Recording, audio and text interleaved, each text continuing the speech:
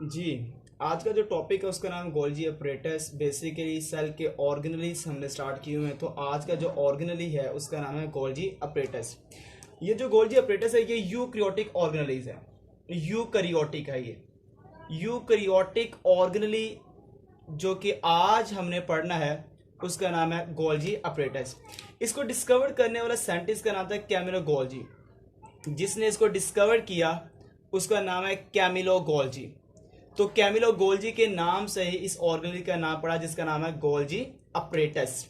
अगर Golgi apparatus को देखा जाए, फॉर एग्जांपल ये गोल्जी अपरेटस है। ये आपको जो नजर आ रहा है इस वक्त जो ड्रॉ कर रहा हूं ये गोल्जी अपरेटस का स्ट्रक्चर है। ये sac like flattened membrane bounded cisternae है जिससे मिलकर ये गोल्जी अपरेटस बनता है। ये जो स्केच बना रहा हूं ये sac like membrane bounded structure है जिसका नाम क्या है सिस्टर्नी। ये जो एक आपको नजर आ रहा है इस एक को नाम देते हैं सिस्टर्नी। ये एक जो आपको नजर आ रहा है इसको नाम देते हैं सिस्टर्नी। सिस्टर्नी की सबसे बड़ी पहचान देखा जाए ये फ्लैट मेम्ब्रेन बाउंडेड सैक होता है। मेम्ब्रेन बाउंडेड सैक होता है और मेम्ब्रेन बाउंडेड सैक को नाम देते हैं एक सैक को, दैट इज कॉल्ड सिस्टर्नी है। अगर ये सारे के सारे अगर सिस्टर्नी को देखा जाए, इन सब सिस्टर्नी को आपस में मिलाया जाए, ये सारे के सारे सिस्टर्नी को आपस में मिलाया जाए तो एक गुच्छा बनता है।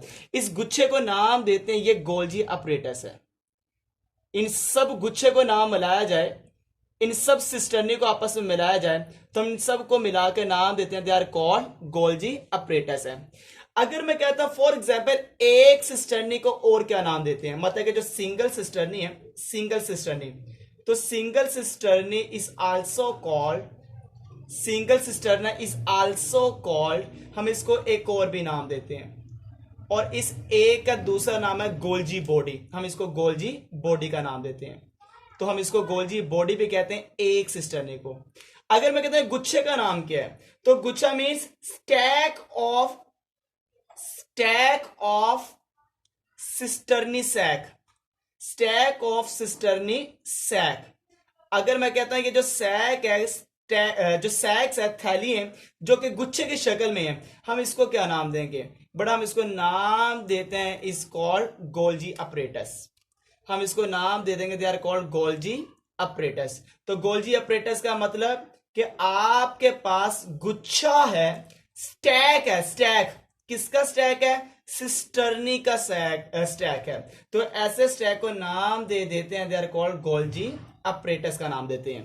अब जो गोल्जी अपरेटस है, गोल्जी अपरेटस, इस गोल्जी अपरेटस के साथ वेजिकल भी जुड़े होते हैं, इसके साथ वेजिकल भी जुड़े होते हैं। अगर गोल्जी अपरेटस के साथ, गोल्जी अपरेटस के साथ अगर ये वेजिकल जुड़ जाएं तो बेटा हम उसको नाम दे देते हैं, वो कहलाता है गोल्जी कॉम्प्लेक्स। हम उसको नाम दे देते हैं, वो कहलाता है गोल्जी कॉम्प्लेक्स। तो गोल्जी कॉम्प्लेक्स क्या होता है, क्या गोल्जी कॉम्प्लेक्स किसको कहते हैं? अगर मैं कहता हूं for example Golgi apparatus, Golgi apparatus के साथ मिला दिए जाए वेजिकल्स, तो जो वेजिकल जुड़ जाते हैं तो हम उसको नाम देते हैं they are called Golgi complex. मतलब कि अगर मैं इसकी डेफिनेशन लिखता हूं तो स्टैक है, ये गुच्छा है, किसका गुच्छा है, सिस्टर्नी का गुच्छा है, सिस्टर्नी का गुच्छा है, जो कि गुच्छा जुड़ा होता है, एसोसिएटेड होता है, आपस में मिला होता है, किसके साथ, एसोसिएटेड विद वेजिकल्स।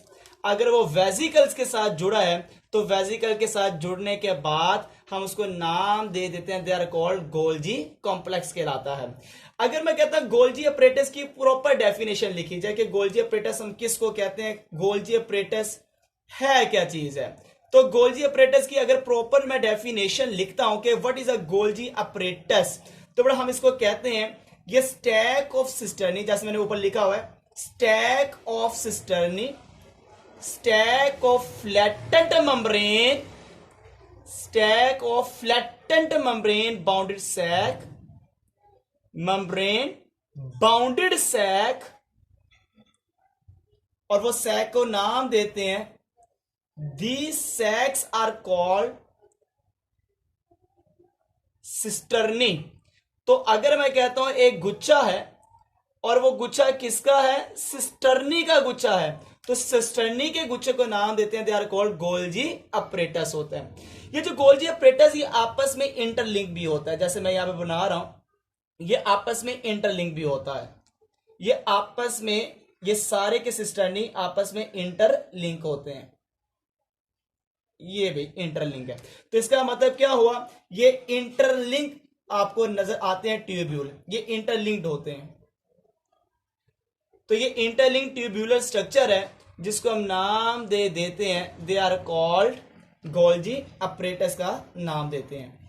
अब ये जो गोल्जी अपरेटस है, गोल्जी अपरेटस, अगर गोल्जी अपरेटस को देखा जाए, फॉर एग्जांपल ये सेल की बाउंड्री है, ये सेल की बाउंड्री है जिसका नाम है प्लाज्मा मेम्ब्रेन।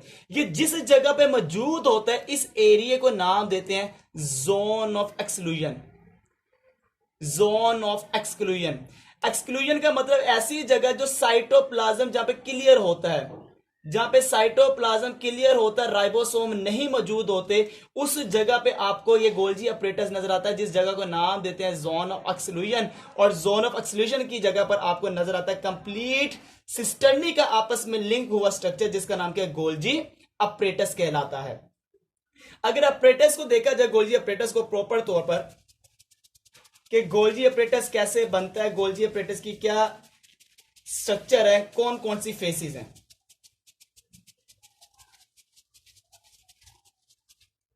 तो बेटा गोल्जी अपरेटस की दो फेजेस हैं, दो फेजेस, एक ये नीचे वाला फेज है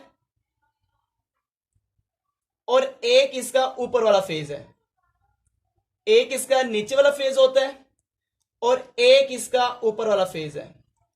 ये जो इसका नीचे वाला फेज है, ये वाला, इसको हम कहते हैं ये मैच्योरिंग फेज है, मैच्योरिंग फेज है।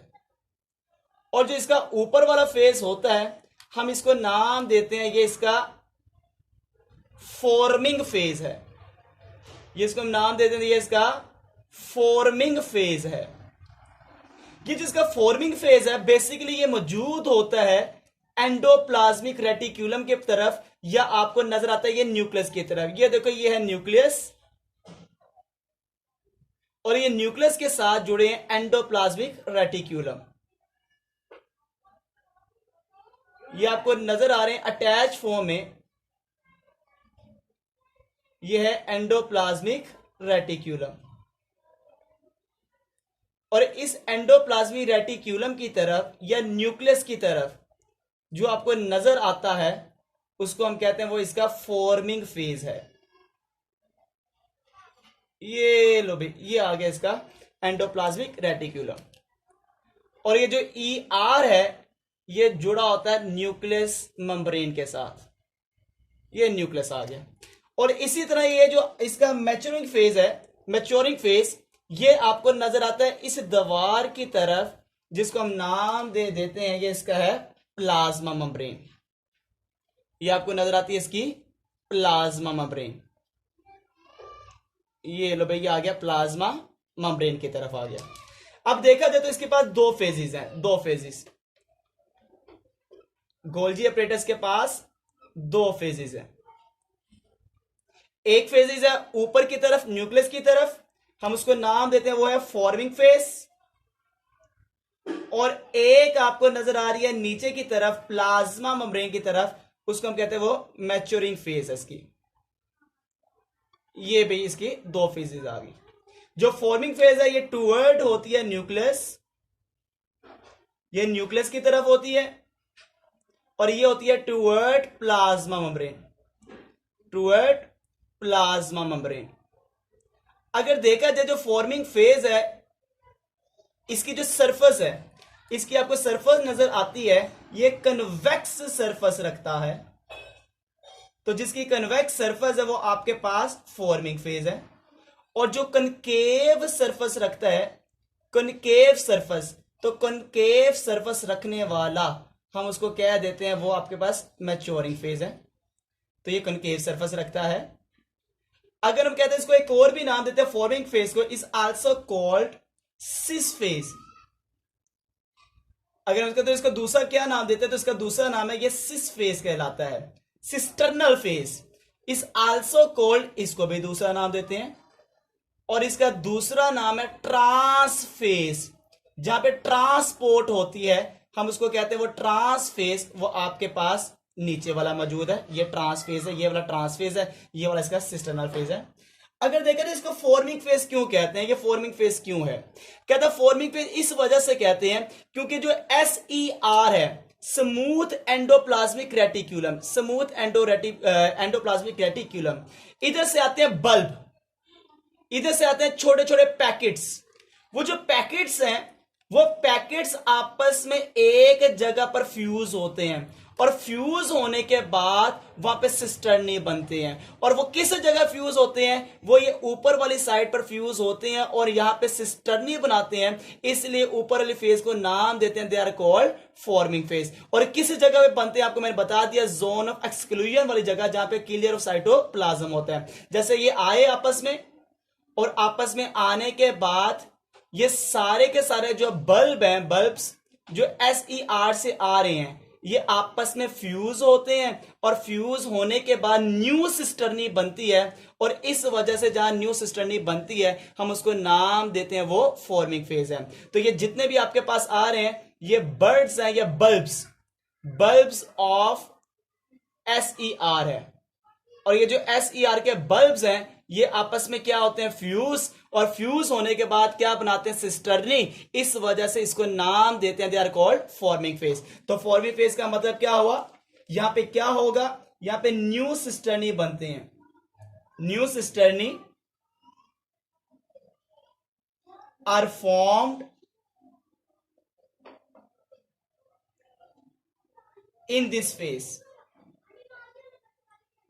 तो इस फेज के अंदर देखा जाए तो न्यू सिस्टर्नी बनते हैं, तो जहां पे न्यू सिस्टर्नी बनते हैं हम उसको नाम दे देते हैं वो फॉर्मिंग फेज है। तो न्यू सिस्टर्नी बने कैसे, तो न्यू सिस्टर्नी बनते हैं, new cisternae are formed by joining, जुड़ने से, किसके जुड़ने से, ऑफ SER बल्ब्स। कहां पे जुड़ते हैं, एट फॉर्मिंग फेज। तो हम उसको नाम दे देते हैं ऐसे फेज को, they are called forming phase कहलाता है। अब यहां पे देखा जाए तो ये जब आपस में जुड़ जाते हैं, तो जुड़ने के बाद जहां से ये टूटते हैं, टूटने के बाद ये जो बल्ब है, ये जो वेसिकल है जहां से निकलते हैं, वो नीचे वाला फेज है जिसका नाम है मैच्योरिंग फेज। तो मैच्योरिंग फेज में क्या होगा, जितने भी वेसिकल हैं, गोल्जी वेसिकल, वो यहां से टूट कर बाहर आते हैं, और इन वेसिकल को नाम देते हैं ये गोल्जी वेसिकल है। तो जहां पे ये सिस्टर्नी टूटते हैं और गोल्जी वेसिकल बनाते हैं उसका नाम है मैच्योरिंग फेज। तो मैच्योरिंग फेज हम किसको कहेंगे, डेड फेज एक ऐसा phase where cisternae will be broken down, cisternae will be broken down. किसमें टूटेंगे, into small sac like structure. तो सैक लाइक स्ट्रक्चर के अंदर टूटते हैं, और ये जो सैक लाइक स्ट्रक्चर होते हैं इनको हम नाम दे देते हैं, ये है गोल्जी वेसिकल कहलाते हैं। तो हम इसको नाम दे देंगे, they are called Golgi vesicle कहलाते हैं। तो ये हमारे पास आ गया गोल्जी वेसिकल, जो बनता है वो मैच्योरिंग फेज के ऊपर बनता है। इसी के बाद जो फॉर्मिंग फेज है, फॉर्मिंग फेज जितनी भी चीजों की पैकिंग होगी, जितनी भी चीजें आती हैं, जितनी भी चीजों को चेंज किया जाता है, जो गोल्जी अपरेटस पैकिंग करता है वो चीज सबसे पहले ऊपर से आती है, और फिर पैकिंग होते होते मॉडिफाई होती होती वो नीचे आती है। इसका मतलब जो इतनी भी अनप्रोसेस मटेरियल होता है वो ये फेज पकड़ता ऊपर वाला, जिसका नाम है फॉर्मिंग फेज। तो इसके पास सबसे बड़ी पहचान, ये कंटेन करता है, कंटेन्स ऑफ अनप्रोसेस मटेरियल।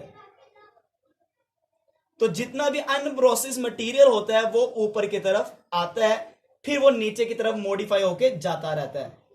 तो इसी तरह जब उसकी पैकिंग हो जाती है, जब वो उसका मॉडिफिकेशन हो जाती है, तो वो चीज नीचे से बाहर की तरफ ट्रांसपोर्ट होती है, जिसको मैंने ट्रांस फेज का नाम दिया था मैच्योरिंग फेज के अंदर। तो यहां पे जब चीज आएगी वो प्रोसेस मटेरियल होगा। तो ये कंटेन्स करके रखता है कंटेन्स ऑफ प्रोसेस मटेरियल।